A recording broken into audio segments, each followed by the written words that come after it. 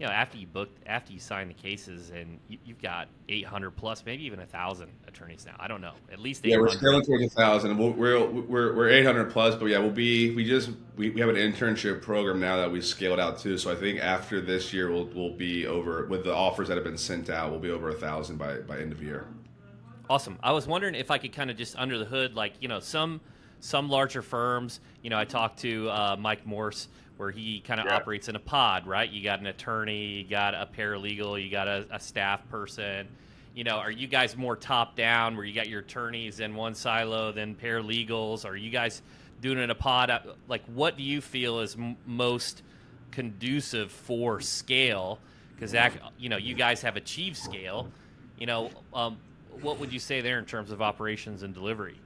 Yeah, so I mean, we've definitely, we were definitely pod driven for a while. Everyone has a different definition of a pod. We would call ours would be a lawyer, 3 case managers, and a paralegal, with an attorney on average handling anywhere from 200 to 400 cases, depending on caseloads and severity. Obviously, if they have super complex commercial litigation, trucks like semi truck accidents, they're gonna have a smaller inventory.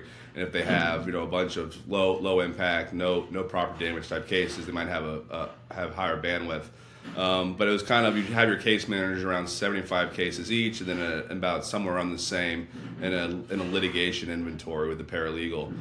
So that was Morgan and Morgan from 1988 through probably like 2021, 2022. During the processes, there's been some segmentation of it as well, where before a personal injury attorney would handle everything from auto accidents to dog bites to slip and falls to product liability cases, et cetera, where those have all been segmented out now. So if you're an auto attorney, you're only handling auto accident cases. If you're a premise attorney, you're only handling premise cases, and then there's even some scalability down there. Like, Ben Wilson, he's out of our Mississippi office, but anything fire related that comes into our firm, that's going to Ben Wilson just because he knows that stuff cold. If it's a semi truck type of case, that goes to another attorney because he knows the spoliation that needs to go out and get done. In the different federal regulations and this and another thing, because the same type, if a major truck crash happens, that insurance company has their safety expert at that crash that night to get all the documentation, get all the evidence. And we would see, we're sometimes you have lawyers that are getting to that truck 2 weeks, a month later, or they're doing reenactments or reconstructions, and now you're kind of a step behind. So just specializing in segmenting out those different branches, we've seen a lot of just higher fees in those, especially for premises. Because before you'd have an attorney, a lot of work goes to premise cases, and especially the initial 3 days, and not as much goes into the auto accidents. So attorneys would kind of be lazy with these premise cases because they were being lazy with the auto cases, and now they'd realize, well, now a month's gone by, I don't have what I needed, and now the case is kaput.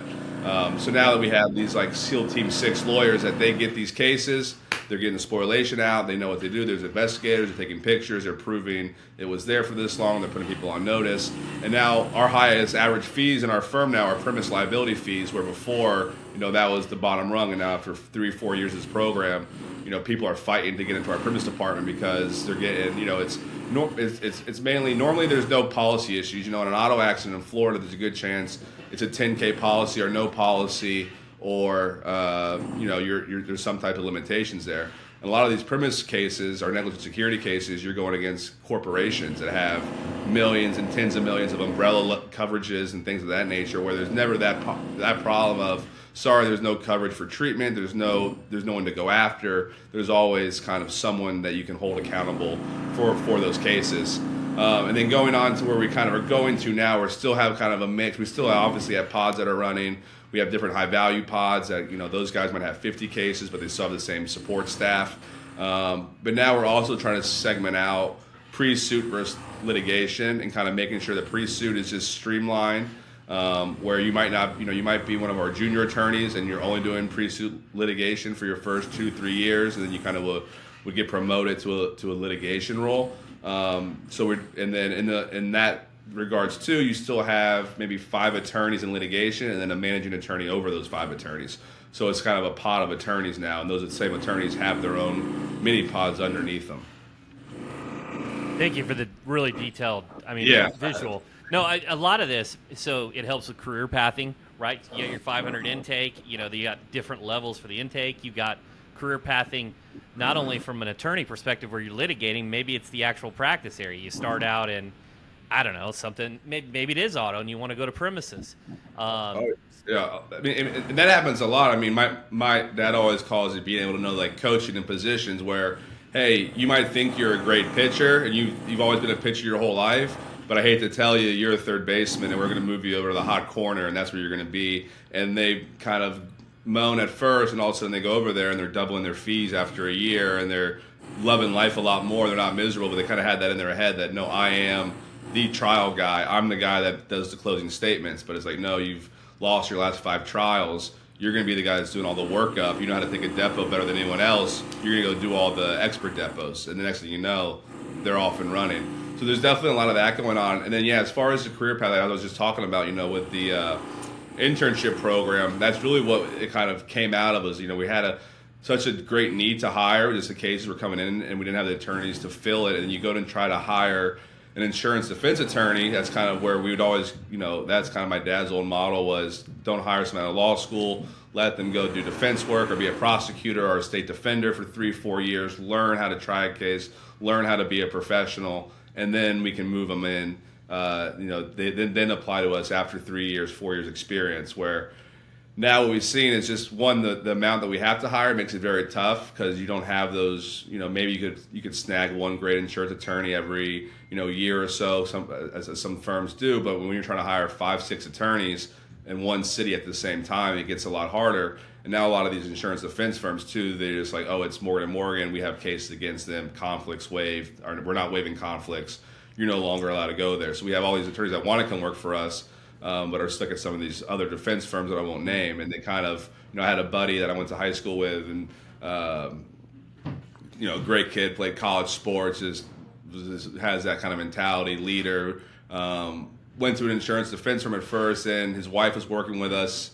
Then he tried to come with us. His boss was like, "Sorry, you have these cases. Once these cases are done, then so he has like 2 cases left."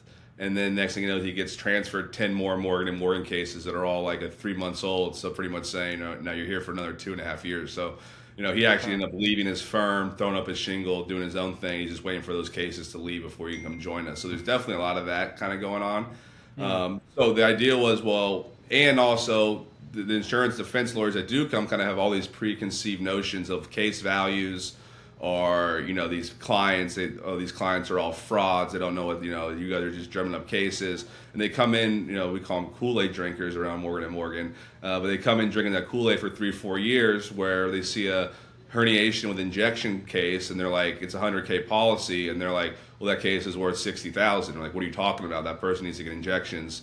They're getting needles stuck in their back because this car ran into them. We want the full policy.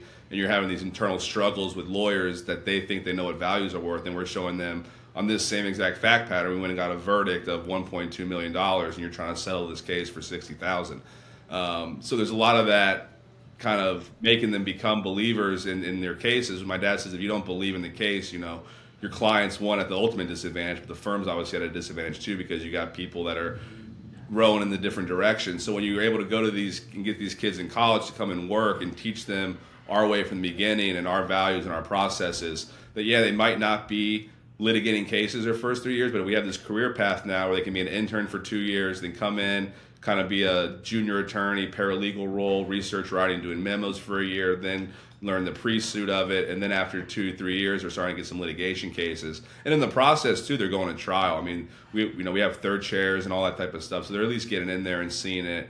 And same like we were saying about the coaching, you might think you want to be a trial attorney, and you do your first direct examination and your knees are shaking and your suit coat's sweaty, which happens. Mine was sweaty after my first direct, but I knew after I did it that I loved it. And I wanted to keep doing it, where others are like, I never want to do that again. I want to go do appellate law and write briefs all day. So it's just really finding where you fit in our firm. And we got guys like Brian Lee. He's our appellate guy. He probably doesn't want to, he loves oral arguing in front of judges, but he wouldn't want to talk to a jury or do openings and closings. But you give that guy, a stack of cases to research, and so he's in hog heaven.